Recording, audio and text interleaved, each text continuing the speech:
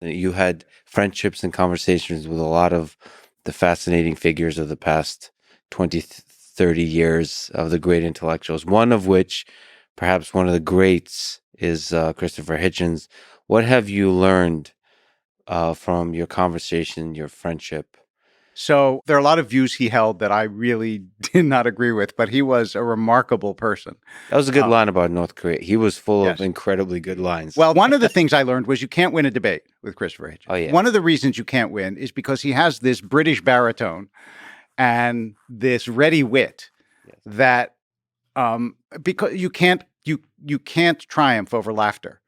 It doesn't matter if your argument is better. If your quip is better, you win.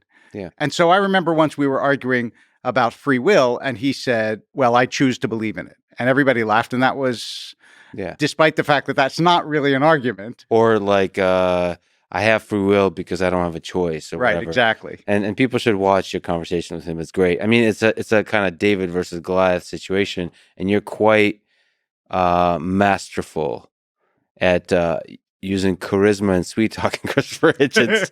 I also genuinely liked him. I spent a 3-hour limousine ride with him from one debate to another, from LA to San Diego, and the entire time he said, we just can't talk about religion.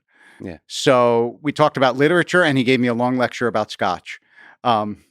He was inexhaustible.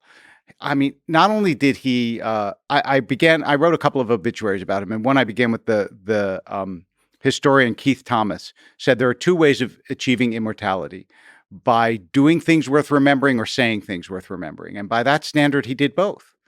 I mean, he went all around the world to all sorts of danger zones. He knew like the best bars everywhere from Kuala Lumpur, to Beirut to LA.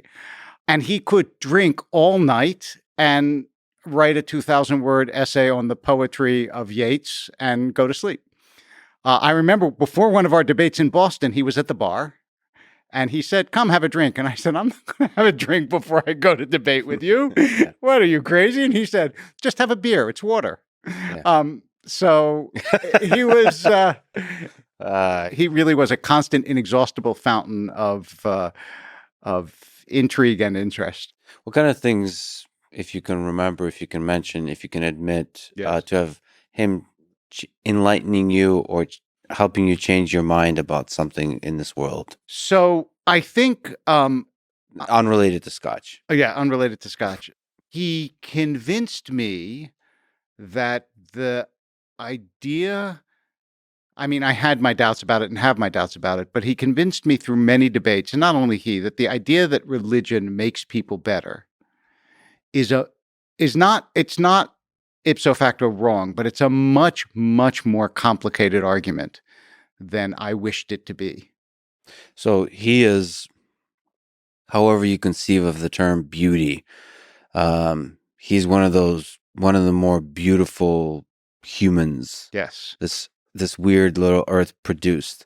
So how do you explain the atheism combined with such a beautiful mind? So from your perspective of a man of faith, how do you think about that? So of the atheists that I have debated, I think about all of them somewhat differently. So I think that in some deep way, for example, Sam Harris is a religious personality. I don't even think that he wouldn't like the word religious, but I don't even think that he would take issue with that. I think that he would say his is a purely material-based spirituality, but I mean his orientation towards meditation and appreciation of Buddhism, there's something deeply seeking spiritual about him. With Hitchens, I honestly, and I know that some of his fans will really not like this. It's not that he was any kind of closet believer, certainly not at all. But I almost feel as though he was less a passionate arguer against religion than he was, first of all, extremely upset by the forms that religion took in this world.